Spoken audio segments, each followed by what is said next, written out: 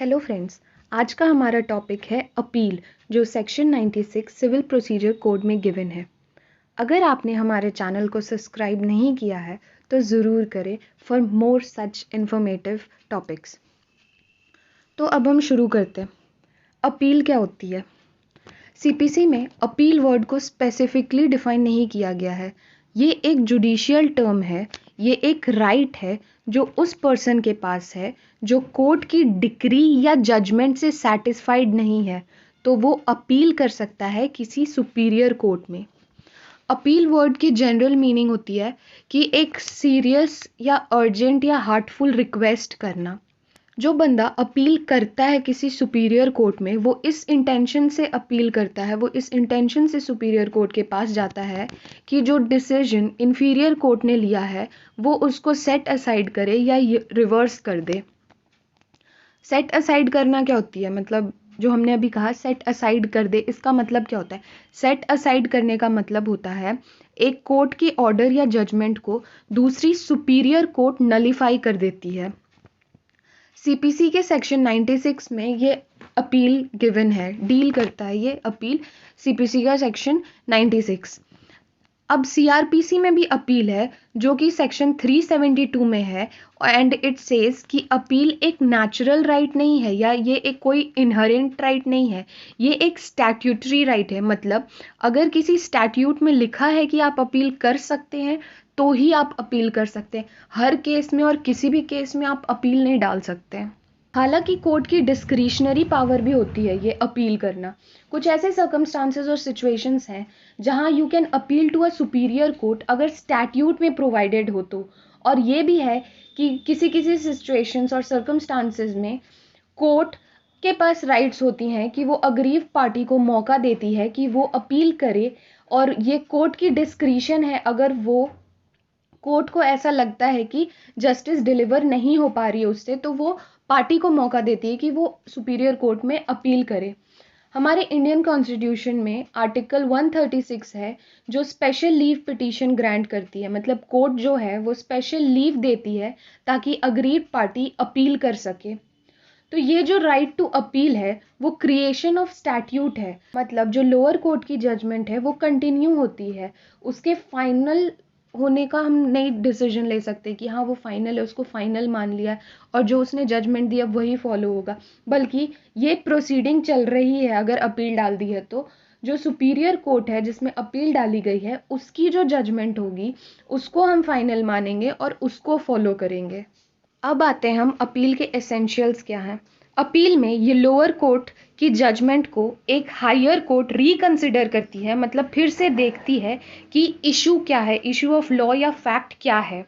यहाँ एक अथॉरिटी होती है जो अफर्म करती है, रिवर्स करती है या डिसीजन चेंज भी करती है, या मैटर को लोअर कोर्ट को रेफर करती है न्यू जजमेंट के लिए विथ द प्रोवाइडेड इंस्ट्रक्शंस, जो इंस्ट्रक्शंस इन्होंने दिए हो ताकि लोअर कोर्ट अपने जजमेंट को रिव्यू करे और एक नया जजमेंट दे। ये जो 3 एसेंशियल्स हैं उनमें फर्स्ट है कि जो डिक्री होगी वो किसी एडमिनिस्ट्रेटिव या जुडिशियल बॉडी ने पास की होगी। ये कोई भी डिसीजन हो सकती है या कोई भी जजमेंट या कोई भी एडमिनिस्ट्रेटिव अथॉरिटी की रूलिंग। सेकेंडली, जो अग्रीव पार्टी है ज़रूरी नहीं है कि वो पार्टी टू सूट हो, मतलब इनिशियल प्रोसीडिंग में इंगेज्ड हो। इसमें एक अग्रीव पार्टी होनी चाहिए जिसको डिक्री से नुकसान हो रहा हो। Thirdly, there is a reviewing party जो उस मैटर को रिव्यू करेगी, देखेगी फिर से, उसके पास पावर है कि वो उस केस को फिर से रिव्यू कर सकती है। अब नेक्स्ट है राइट टू अपील। जो राइट टू अपील है ये फॉर्मल और सब्सटैंटिव है। सब्सटैंटिव मतलब क्या? सब्सटैंटिव मतलब जिसका एक फर्म बेस हो और वो इम्पॉर्टेंट और मीनिंगफुल और कंसिडरेबल होनी चाहिए। अगर स्टैट्यूट में गिवन है कि सिर्फ you can file an appeal, तो वहाँ पे you can file an appeal. अगर गिवन नहीं है तो you can not file an appeal. इस राइट को वेव भी किया जा सकता है। अब अपील कौन फाइल कर सकता है? वो अग्रीव्ड पार्टी जिसको डिक्री से फर्क पड़ रहा हो, नुकसान हो रहा हो, वो अपील फाइल कर सकती है। और अगर उस अग्रीव पार्टी की डेथ हो जाती है तो फिर कौन फाइल करेगा? तो अगर उस अग्रीव पार्टी की डेथ हो जाती है तो एज पर सेक्शन 146 उसके लीगल रिप्रेजेंटेटिव्स अपील फाइल करेंगे। नेक्स्ट है ट्रांसफरर, कि अगर इंटरेस्ट है प्रॉपर्टी में तो और उसका नाम डिक्री में होना चाहिए तो वो अपील फाइल कर सकता है। Third, buyer of an auction, जिसने ऑक्शन में कुछ परचेज किया हो वो अपील कर सकता है एग्जीक्यूशन ऑर्डर को सेट असाइड करवाने के लिए अगर सेल का बेसिस फ्रॉड हो कोई तो। और इसमें यह भी गिवन है कि कोई पार्टी अपील नहीं कर सकती है अगर वो पार्टी टू सूट नहीं है अंडर सेक्शन 96। अब आ जाते हैं हम कि अपील कब कब नहीं कर सकते हैं। अगर कोई कंसेंट केस है, मतलब जो डिक्री पास हुई है उसमें अग्रीव पार्टी की कोई कंसेंट हो, या तो फिर मतलब अग्रीव पार्टी की कंसेंट से वो डिक्री पास हुई हो, तो वो अपील फाइल नहीं कर सकता है। कंसेंट इन द सेंस, अगर पार्टी ने कोई एग्रीमेंट या कोई म्यूचुअल अंडरस्टैंडिंग या कोई समझौता कर लिया हो सामने वाली पार्टी से, तो ये गिवन है सेक्शन 96 के सबसेक्शन 3 में। नेक्स्ट है पेटी केस हो। पेटी केस गिवन है सेक्शन 96 के सबसेक्शन 4 में, कि बहुत छोटे केसेस अगर तो उनमें अपील एंटरटेन नहीं होगी। छोटी मतलब 10,000 से भी कम के केसेस हैं अगर, तो उसमें अपील फाइल नहीं होगी। इसमें भी अगर क्वेश्चन ऑफ फैक्ट का मामला हो तो नहीं होगी appeal, but question of law का मामला हो तो चलेगा। नेक्स्ट है अगर कोई फाइंडिंग हुई तो सेक्शन 98 के सबसेक्शन 2 में ये इम्परेटिव और मैंडेटरी है। क्वेश्चन ऑफ फैक्ट में difference of opinion to appellate court उस फाइंडिंग ऑफ फैक्ट की करेक्टनेस को एग्जामिन नहीं करेगी। अब है appeal against a dead person. अगर किसी पर्सन के अगेंस्ट अपील डाली गई है और उसको नहीं पता है कि जिसके अगेंस्ट वो अपील डाल रहा है उसकी डेथ हो गई है, तो क्या करेंगे? तो एक रेमेडी है उसके पास कि वो एक फ्रेश अपील डाल सकता है डेड पर्सन के लीगल हायर के against in compliance to the limitation act. Last है ex parte decree. Section 96 subsection 2 में अगर डिफेंडेंट ये बोले कि जो मटेरियल एविडेंसेस प्लेंटिफ ने रखे हैं वो सफिशिएंट नहीं है कि डिक्री प्लेंटिफ के फेवर में पास हो जाए, तो डिफेंडेंट एक एप्लीकेशन डाल सकता है डिक्री को सेट असाइड करने के लिए, जैसे एक्स पार्टी डिक्री जो डिफेंडेंट के एब्सेंस में पास कर दिया गया हो। ये रेमेडीज कंकरेंट इन नेचर होती हैं। कंकरेंट क्या होती है? अब कंकरेंट इन नेचर का मतलब होता है एग्जिस्टिंग और हैपनिंग होनी चाहिए। इसमें appellate court is competent to go into the question of proprietary, मतलब कंफर्मिटी के क्वेश्चन को कोर्ट एपिलेट कोर्ट देखेगी जिसमें अपील डाली गई है। अगर कोई प्रीलिमिनरी और फाइनल डिक्री की बात होती है, मतलब एक कोई ऐसा केस है जिसमें प्रीलिमिनरी डिक्री पास हुई है उसके बाद फाइनल डिक्री पास हो रही है, और अगर प्रीलिमिनरी डिक्री के अगेंस्ट अपील नहीं डाली गई है तो फाइनल डिक्री के अगेंस्ट भी अपील नहीं डाल सकते। ये एक टाइप का एस्टॉपल है जो सेक्शन 97 में गिवन है। अपील ब्रॉडली क्लासिफाइड है फर्स्ट और सेकंड अपील में। और भी अपील के काइंड्स हैं, जैसे अपील फ्रॉम ओरिजिनल डिक्री जो गिवन है सेक्शन 96 में, appeal from order section 104 order 43 में, अपील फ्रॉम एपिलेट डिक्री या सेकंड डिक्री, या अपील टू हाई कोर्ट जो सेक्शन 100 और ऑर्डर 41 में है। लास्ट है appeal to supreme court section 109 order 45 में। अब आ जाते हैं हम फर्स्ट अपील पे। सेक्शन 96 के हिसाब से ये डिक्री है कोर्ट ऑफ ओरिजिनल जुरिस्डिक्शन की। फर्स्ट अपील सुपीरियर कोर्ट में डाली जाएगी और वो सुपीरियर कोर्ट या तो हाई कोर्ट हो सकता है या कोई भी दूसरी कोर्ट जिसके पावर ज़्यादा हो, जो सुपीरियर हो। फर्स्ट अपील में क्वेश्चन ऑफ लॉ की बात होती है, ग्राउंड्स की बात होती है। सेक्शन 2 सबसेक्शन 2, सेक्शन 2 का सबसेक्शन 9 और 96 ऑफ सीपीसी कहती है कि अपील अगेंस्ट सच एडजुडिकेशन मेंटेनेबल हो भी सकती है और नहीं भी हो सकती है। अब देखते हैं सेकंड अपील। ये जो सेकंड अपील है ये एपिलेट कोर्ट से फाइल की जाती है और इसने हाई कोर्ट में ही जाना होता है, ये कहीं और नहीं जाएगी, ये सिर्फ और सिर्फ हाई कोर्ट में ही जाएगी।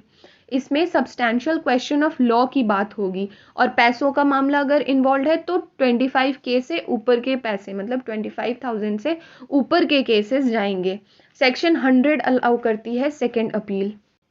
अब नेक्स्ट देखते हैं हम फोरम ऑफ अपील क्या होती है। सब्जेक्ट मैटर की वैल्यू या अमाउंट पे डिपेंड करता है कि वो सूट किस कोर्ट में फाइल होगी, या अगर अपील डाल रहे हैं तो वो किस कोर्ट में अपील डालेंगे।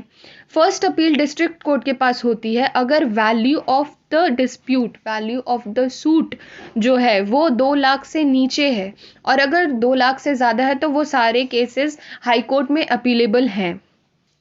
नेक्स्ट है प्रेजेंटेशन ऑफ अपील। ये क्या होती है? अब अपील प्रेजेंट कैसे करेंगे, उसकी रिक्वायरमेंट्स क्या होंगी, कौन से ग्राउंड्स ले डाउन करेंगे जिसके बेसिस पे लोअर कोर्ट की डिक्री को जुडिशियल एग्जामिनेशन के लिए इनवाइट किया जाएगा, उसको बोलते हैं प्रेजेंटेशन ऑफ अपील, तरीका अपील करने का। ये ऑर्डर 41 में ले डाउन किया गया है। अब आते हैं हम समरी डिसमिसल पे। एक केस है हनुमत रुखमांजी वर्सेस अनाजी हनुमत का।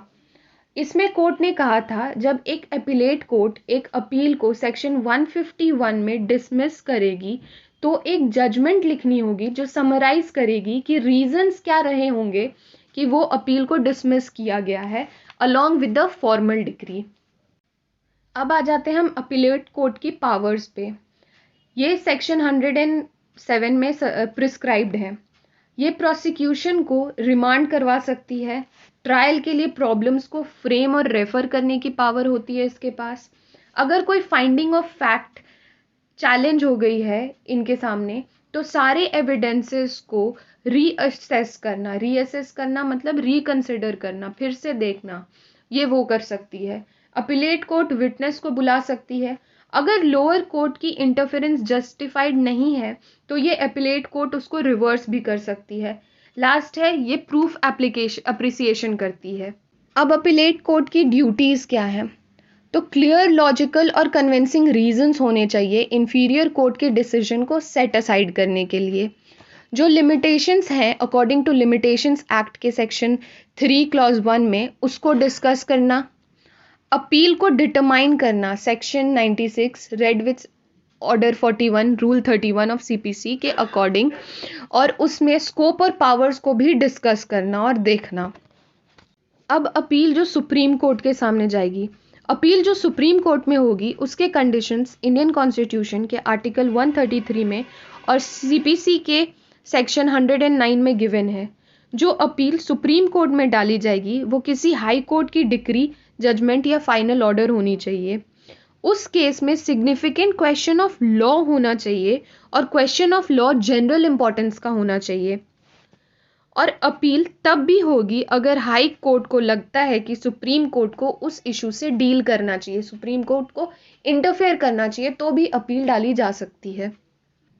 लास्ट में इस वीडियो से हम कंक्लूड करते हैं कि ये जो अपील है ये स्टैट्यूटरी राइट होती है, ना कि कोई नेचुरल या इनहेरेंट। ये एग्रीव्ड पार्टी के पास होती है अगर उसको लगता है कि उसको जस्टिस नहीं मिली है इंफीरियर कोर्ट के डिसीजन से, वो अनसेटिस्फाइड है, तो वो अपील फाइल कर सकता है सुपीरियर कोर्ट में।